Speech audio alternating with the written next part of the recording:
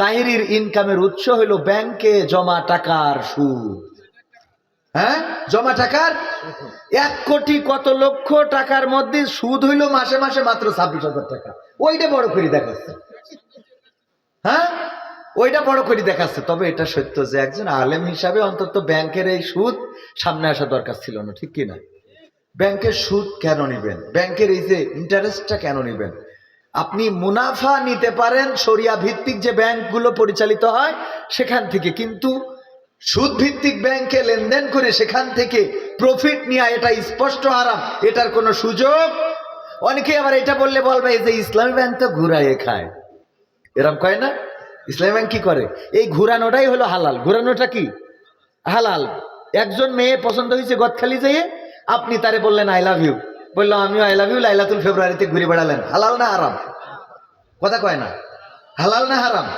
কিন্তু যদি পছন্দ করার পরে গদখালিতে দেখে পছন্দ হয়েছে, অ্যাড্রেসটা নিলেন, মেয়ের বাবার কাছে বাড়ির থেকে আত্মীয় পাঠালেন, আত্মীয় গেল বললো যে আপনার মেয়েরে আমার ছেলে পছন্দ করেছে, আমার একমাত্র ছেলে, বিয়ে দিতে চায়, আপনি যদি আপত্তি না করেন।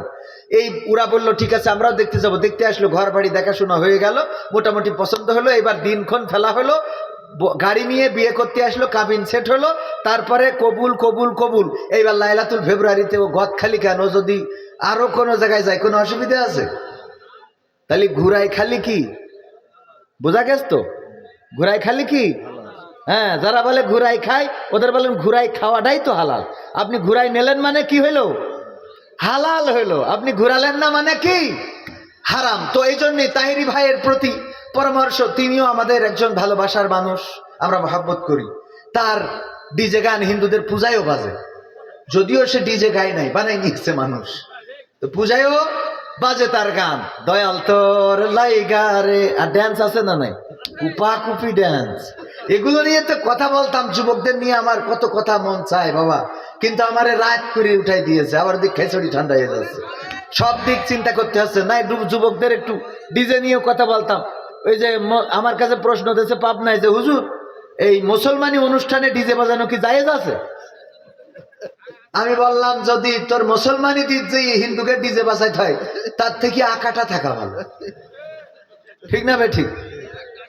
তুই যদি মুসলমানির অনুষ্ঠান করতে যাই, তো যদি হিন্দুদের ডিজের কুপাকুপি করতে হয় তার থেকে তো আকাটা ভালো, ও কাটার দরকার কি? ঠিক বলিস না বে ঠিক বলেছি? তো এই জন্য যুবকরা, আমার যুবকেরা এখন এই সমাজ পরিবর্তনের মেকার, তারা চাইলে এই সমাজকে পরিবর্তন করতে পারে। এই জন্য চেঞ্জ করার জন্য, এই সমাজকে পরিবর্তন করার জন্য যুবকদের এগিয়ে আসতে হবে এবং প্রতিটা যুবক সম্পদে পরিণত হতে হবে। প্রতিটা যুবকের হাতে কাজ থাকতে হবে, চাকরি থাকতে হবে। প্রতিটা যুবক এই দেশ গড়ার জন্য নিজেরা সিদ্ধান্ত নিতে হবে, নিজেদেরকে আপডেট করতে হবে। নামাজের সাথে সম্পর্ক, রোজার সাথে সম্পর্ক, জাকাতের সাথে সম্পর্ক, হজের সাথে সম্পর্ক, কোরআনের সাথে সম্পর্ক, আদর্শের সাথে সম্পর্ক। যদি এইগুলো করতে পারে তাহলেই এই সমাজের পরিবর্তন সম্ভব, ঠিক কিনা? যেই যুবক এইগুলো বাদ দিয়ে দেখেন, আমাকে 1 বছর 5 বছর আগে যারা দেখেছেন এখন তার থেকে আর একটু স্মার্ট স্মার্ট লাগে না? লাগে কিনা? চেয়ারের মধ্যে একটা গ্লাস মারতেছে না? আমি কালকে আমি যে জামাটা গায়ে দিলাম, আমার বউ মানে আপনারা যে স্ত্রী বলেন আর কি, আমি তো আবার আঞ্চলিক ভাষায় বলি, তো আমার স্ত্রী বলতেছে এই জামাটার তো কালার উঠে যাচ্ছে। আমি বললাম জামাটা সৌদি আরব থেকে বানানো, কালার উঠে যাচ্ছে? জামার কথা কি বলবো, আমারই তো কালার উঠে যাচ্ছে। আমি আমার আব্বার কালো কালারের ছিলাম, এখন দিন দিন ওইটা মার কালারের মতো হয়ে যাচ্ছে, ফর্সা হয়ে যাচ্ছে। আমারই কালার উঠে, কালো কালার উঠে একটু সাদা সাদা হয়ে যাচ্ছে। হ্যাঁ বলেন আলহামদুলিল্লাহ। কি কালো ছিলাম আব্বার কালারের, আমারই কালার নষ্ট হয়ে যাচ্ছে, গিলাস মারতেছে। কারণটা কি? আলহামদুলিল্লাহ কোরআনের পক্ষে থাকার কারণে। কিসের পক্ষে থাকার কারণে? কোরআনের পক্ষে। এখন দেখবেন টিং টিঙে ঘুরে বেড়ায়।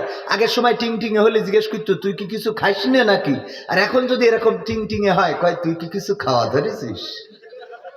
কথা কয় না, মানে এখন কি কিছু খাওয়া ধরেছ? ঠিক বলছি না বে ঠিক বলছি?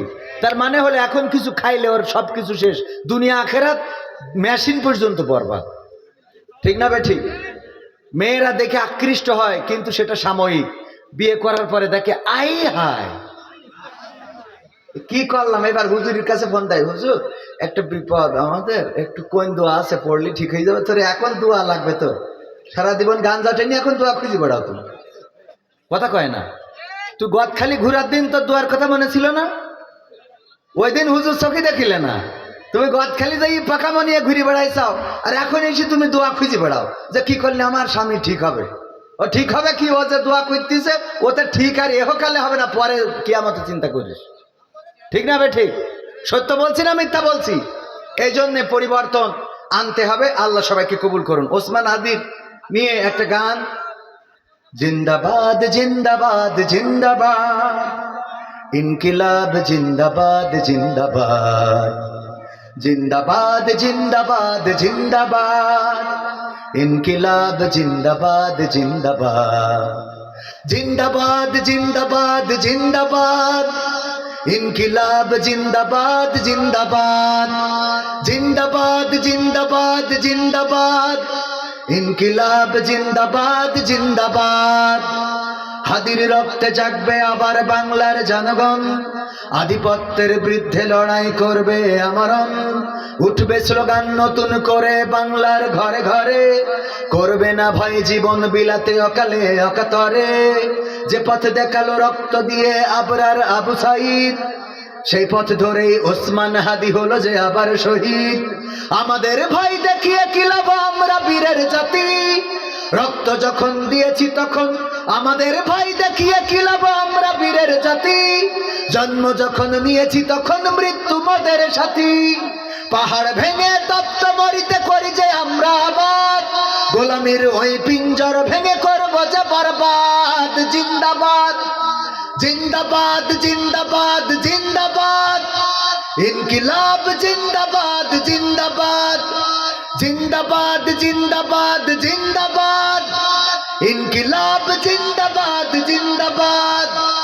হাদির রক্তে জাগবে আবার বাংলার জনগণ, আধিপত্যের বিরুদ্ধে লড়াই করবে আমরণ, উঠবে স্লোগান নতুন করে বাংলার ঘরে ঘরে, করবে না ভয় জীবন বিলাতে অকালে অকাতরে, যে পথ দেখালো রক্ত দিয়ে আবরার আবু সাঈদ, সে পথ ধরে ওসমান হাদি হলো যে আবার শহীদ। আমাদের ভয় দেখিয়ে কি লাভ আমরা বীরের জাতি, জন্ম যখন নিয়েছি তখন মৃত্যু মোদের সাথী, পাহাড় ভেঙে তপ্ত মরুতে করি যে আমরা আবাদ, গোলামীর ওই পিঞ্জর ভেঙে করবো যে বরবাদ। জিন্দাবাদ জিন্দাবাদ জিন্দাবাদ জিন্দাবাদ, ইনকিলাব জিন্দাবাদ জিন্দাবাদ। সবাই জিন্দাবাদ জিন্দাবাদ জিন্দাবাদ, ইনকিলাব জিন্দাবাদ জিন্দাবাদ, জিন্দাবাদ জিন্দাবাদ জিন্দাবাদ, ইনকিলাব জিন্দাবাদ।